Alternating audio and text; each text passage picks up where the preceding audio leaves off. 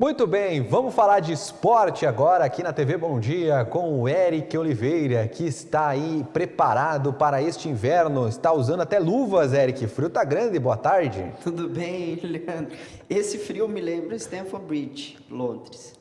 Brincadeira.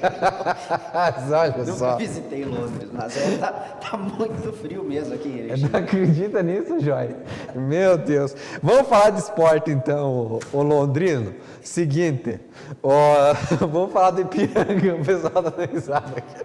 Vamos falar do Ipiranga, que o Ipiranga ontem pegou um frio lá na beira do Colosso da Lagoa de sensação térmica de -10, parecia, né? É, muito frio. E a torcida do Ipiranga fez uma crítica até ao Ipiranga, que empatou com o Figueirense, mas de fato, que se for levar em consideração o frio que estava ontem em Erechim, e hoje permanece muito frio, um jogo em que o Ipiranga jogava em casa contra o Figueirense, com a corda bamba, o time do Figueirense, que não faz um bom início de Campeonato Brasileiro Série C, o Ipiranga conseguiu um belíssimo resultado, sem criar muitas chances de gol também, é verdade, no primeiro tempo e no segundo tempo seguiu assim, um jogo bastante duro no meio campo também, mas o Ipiranga que conseguiu dar alguma resposta e na vice-liderança, e eu até chamo a atenção para a tabela aqui de classificação, Leandro, porque o Ipiranga se encontra na vice-liderança do grupo B, mas na classificação geral o Ipiranga está muito bem. No outro grupo, Manaus, que é líder, tem uma pontuação muito parecida com a do Ipiranga, ou seja, essa pontuação é muito boa, levando em consideração os adversários também que o Ipiranga já enfrentou. Por exemplo, o Criciúma, o Ipiranga perdeu, mas já o enfrentou. O Criciúma aparece com 11 pontos, com o mesmo número de partidas que o Ipiranga.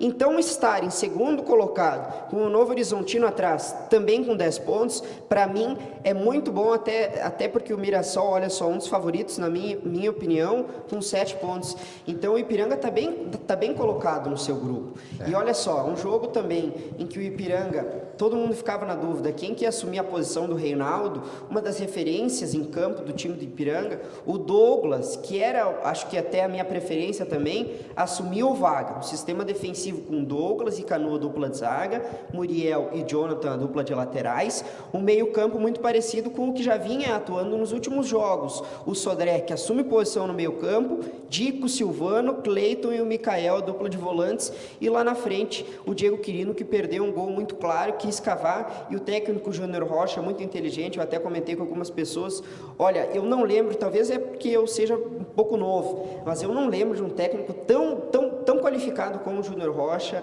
no comando técnico do Ipiranga. O Ipiranga está bem, muito por conta do trabalho dessa comissão técnica. Vamos dar uma olhadinha na tabela que pedi para o pessoal colocar, até porque o Figueirense é um time muito forte, deu para perceber ontem, só que está numa maré de azar, né? Porque vem empatando, empatou com o Ituano, empatou com o Mirassol ali e agora empata com o Ipiranga. Se não me engano, em 6 jogos fez apenas fez 5 pontos em 6 jogos, né? Então aí vem empatando, mas deu para ver que realmente está muito forte. E o Júnior Rocha falou sobre esse jogo, avaliou essa equipe, essa competição e falou sobre isso no final do jogo. Nós vamos ver a fala do Júnior Rocha e na sequência do Sodré, que foi destaque também da partida, e já a gente volta para falar mais do jogo de ontem.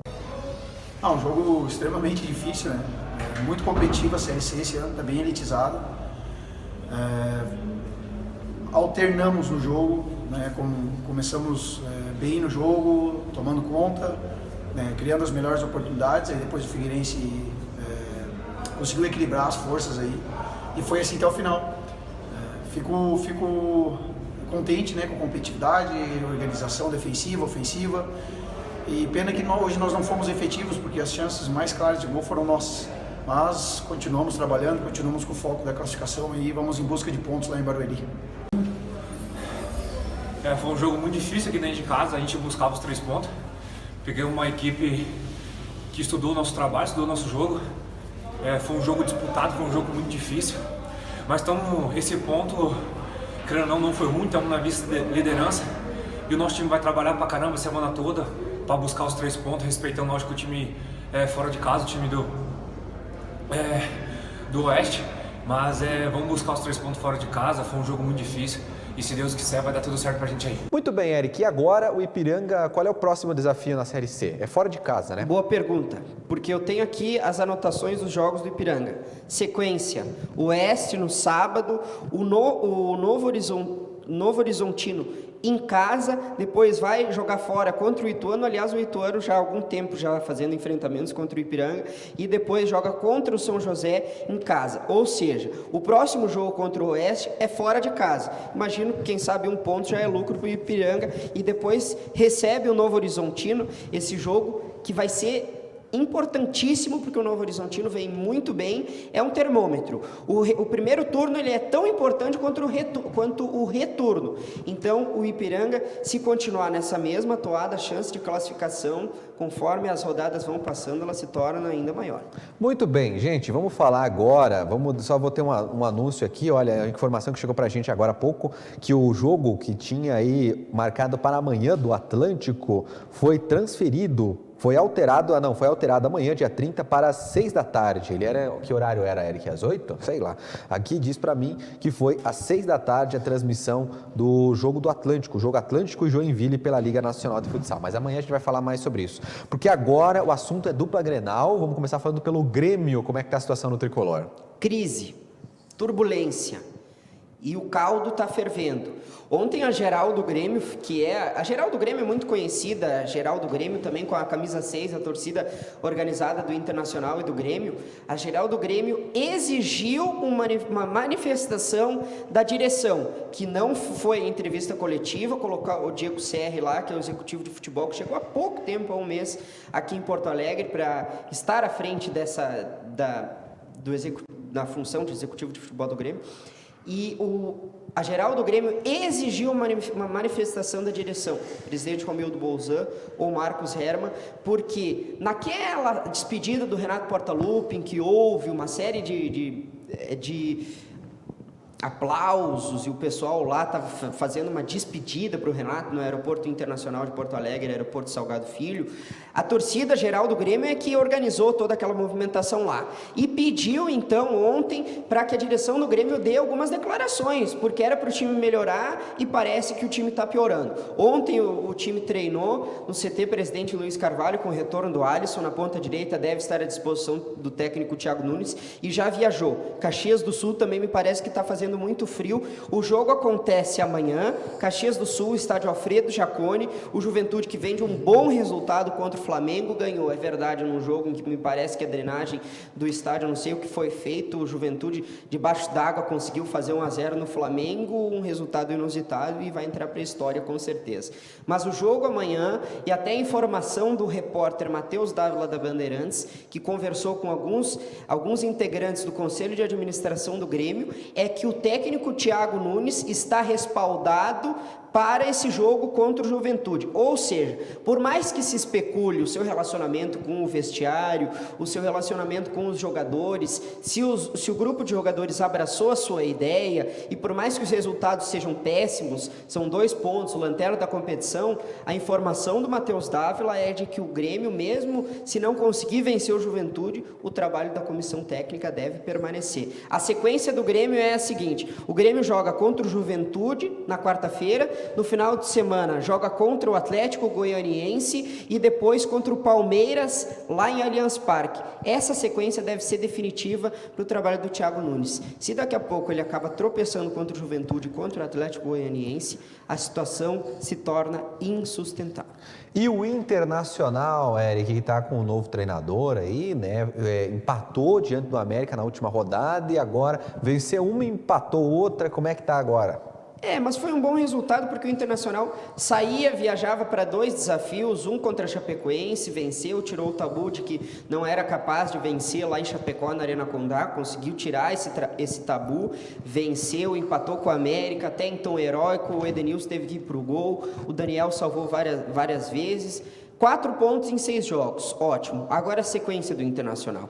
Amanhã joga contra o Porco, o Palmeiras, o técnico Abel Ferreira, que faz um campeonato à margem ali do que se esperava. Depois, olha a sequência do Internacional, Leandro.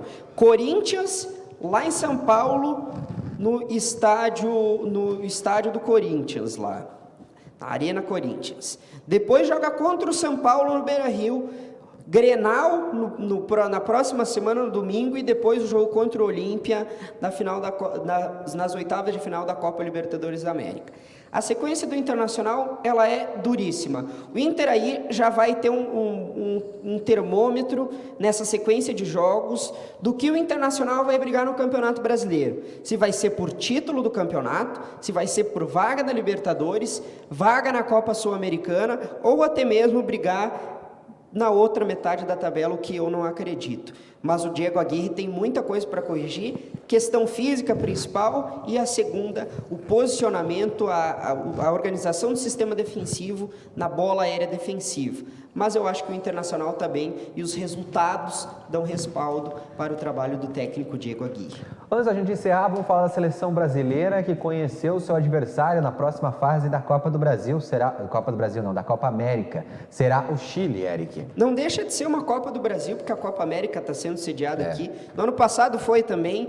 Mas, tirando toda essa situação, eu assisti os jogos e vou continuar assistindo. A seleção brasileira joga contra o Chile, uma veterana geração da seleção chilena, perdeu por 2-0 para o Uruguai, se classificou em 4º lugar. O Tite ainda não perdeu, tá muito bem nas eliminatórias, uma sequência extraordinária, relembrando até mesmo uma sequência nas eliminatórias lá da seleção de 70, seleção do Pelé, Tostão, Jairzinho, todo mundo lembra daquela seleção. Então eu acho que o Brasil passa até fácil pela seleção chilena nas quartas, que já estão definidas. Nós temos a matéria aqui no nosso site, essa foto aqui, quando o Brasil bateu a seleção chilena nas eliminatórias lá de 2018, os 3-0, e as quartas de final já estão definidas.